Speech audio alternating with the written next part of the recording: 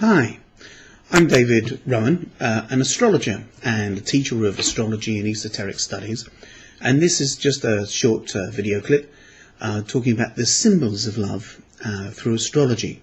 And in astrology, love can be represented by three different realms that although they're associated, they're all quite different from one another. The first is symbolized by the moon. And love that's symbolized by the moon is a caring love, something I guess similar to the way that a mother might care for a child. So that could be unconditional, but essentially it's just a way that we care and we have an innate need to do something.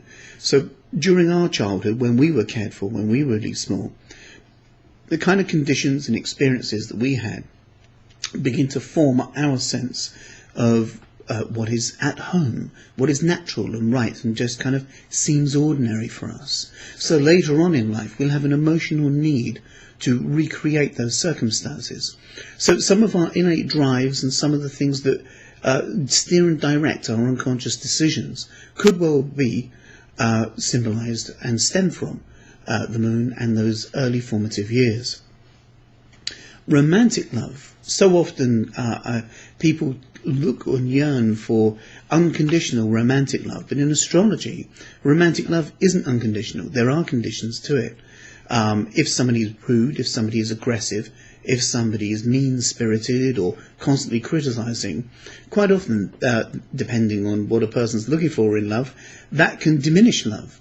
Whereas praise, courtesy, gentleness, kindness generally tend to be qualities which enhance and embellish and provide a home for love to be able to thrive in.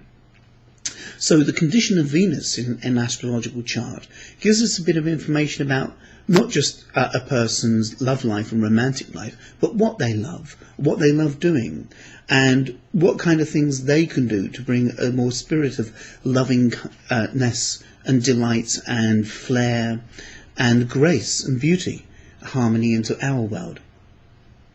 Unconditional love, astrologically, is symbolized by Neptune, meaning that it's a spiritual type of love, from one soul to another. Not the love of the intellect, nor love of the heart, but a love of something deeper and yearning, more permanent, more enduring, that has no bounds, and usually manifests itself through compassion. So to illustrate these things, we have a series of astrological charts of famous people with everything deleted out except for the particular planet that we're discussing. So we can look at 3 planets for the moon, 3 planets with Venus, charts with Venus in, and 3 charts with Neptune. And the first of the lunar charts is that of Albert Einstein. And obviously everybody knows of Einstein as a scientist and E equals mc squared, perhaps relativity, although not many people really sure what relativity is, or space-time. But as well as that, Einstein was a very philosophical man. He has the moon in Sagittarius, the sign of philosophy and understanding. And his innate need, when he was small, that was instilled in him, was a desire to understand, to be able to grasp the truth, whatever that may be. So not just to kind of learn things and gather information, but to weave it together into some kind of vision of meaning. And he did this, the 6th house position of his moon shows, in a very particular and specific and exacting way, in a very analytical way. So he didn't just want to have a sense of meaning, he wanted to know exactly, specifically, what it was. And when he sent his first glimmerings of what was going to become relativity to Eddington, part of his reason for doing it was that there was a flaw in Newton's mathematics. There was a particular part of Mercury's orbit which wasn't completely explained, and Einstein figured it out and sent it off to Eddington, and that began the confirmation that Einstein was really onto something. The second chart we're going to look at, illustrating the moon, is that of Bill Gates. Bill Gates has moon in Aries in the 10th, showing that he has an emotional need to be first, to do things, to take action, not just to merely think about it, but to really roll his sleeves up and get up and do it. And the 10th house is the house of career, of the achievement of goals. So he had an emotional need to achieve goals. So way back before Microsoft was even a glimmer, I suspect, he decided he was frustrated with the technology. He wanted to do something. And he might have had a thought like, I really wish I could do this with this technology, to achieve that with it, to figure out a solution so that it would be easy to get this together. And that's exactly what he's proceeded to do. And the third example that we have of the moon is that of Princess Diana. She was born when the moon was in Aquarius, passing through her second house. And there's a kind of paradox suggested here. The moon in Aquarius suggests that in the first 3 years of life, she was used to a sense of space. Perhaps that was because no one was around to give her a hug at times when she needed it. Perhaps that was because mum was off doing other things and a nanny was there. But whichever which reason, she got the kind of sense that to have space, to have no one around, is ordinary and natural.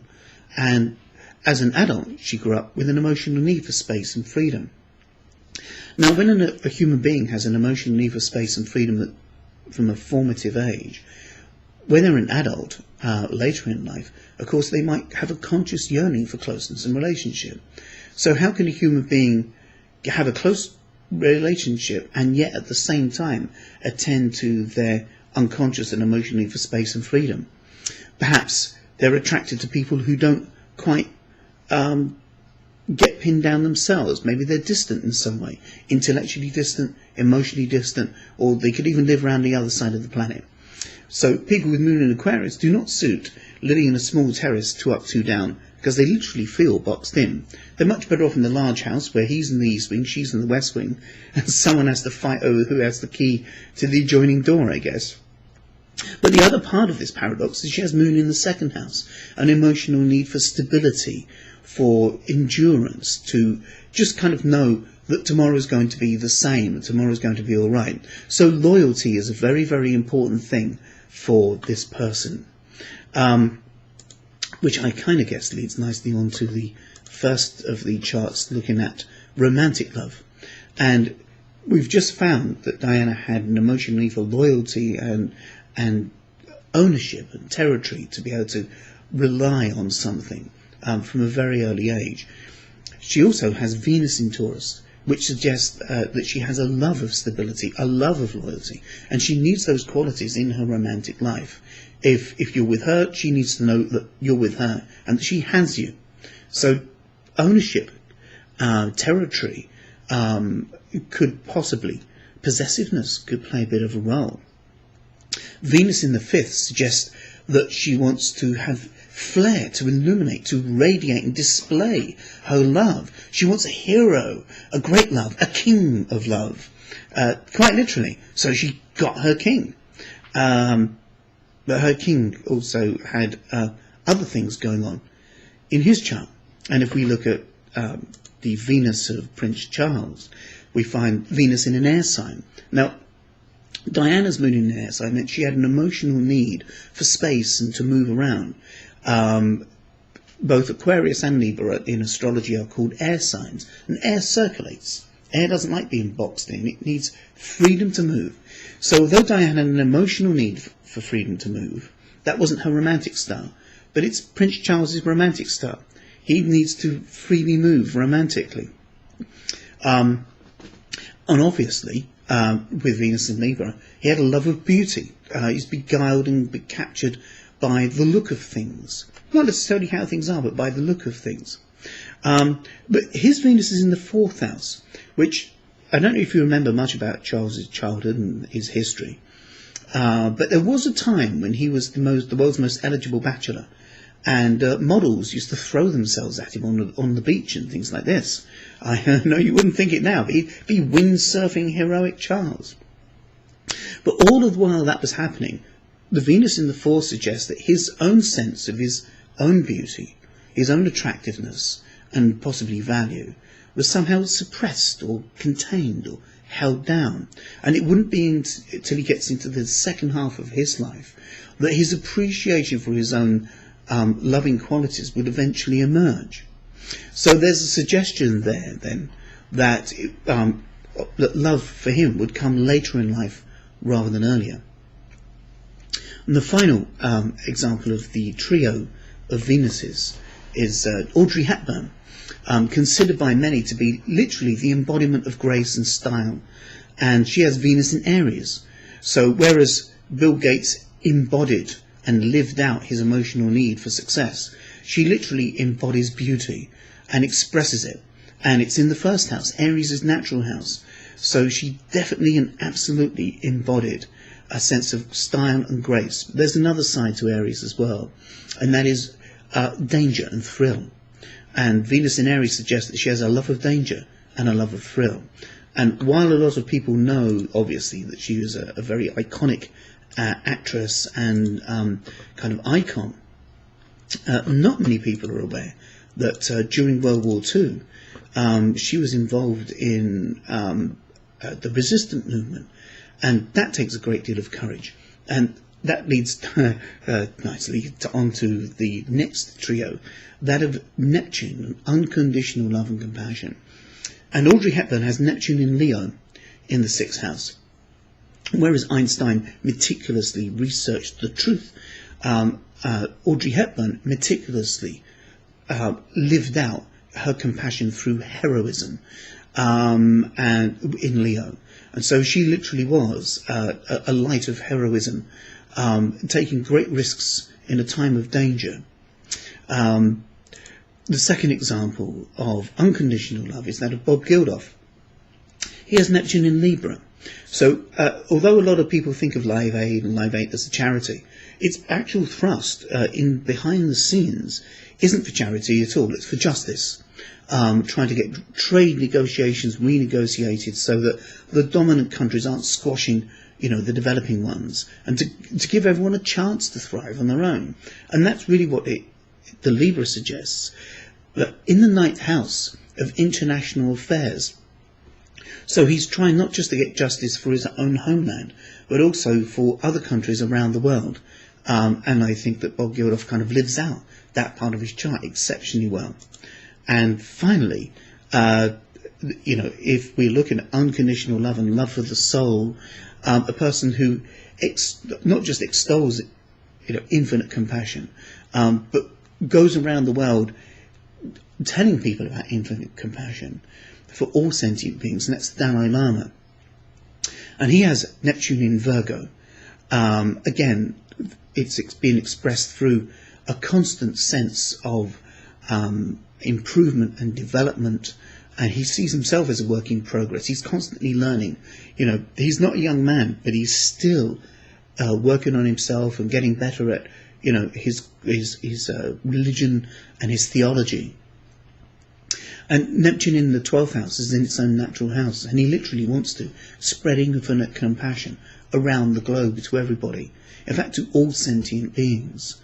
And I've left the moon in this particular example because it ties nicely back to the first thing we looked at. And he has an emotional need for infinite compassion and also to be of service to the greater good, in fact to the whole world. And I think he does it very well. So through astrology then, love is defined not just as one thing, but can seem to have different levels or realms or styles, manners. And each way that we have of loving can be quite distinct and different from other ways that we have of loving. Through our lives, somehow they're woven together into a pattern that we call us. And by attending to different parts of the love that we need in life, the caring part, the romantic part, and also that infinite compassionate part, that love of the soul, then I guess we can start to feel as if we have a rounded sense of love. So astrologically, it can be an error to desire unconditional love from romance, because there are certain conditions. Please do not treat me badly. That's a condition. Whereas when it comes to things of a spiritual nature, there are no bounds, there are no conditions.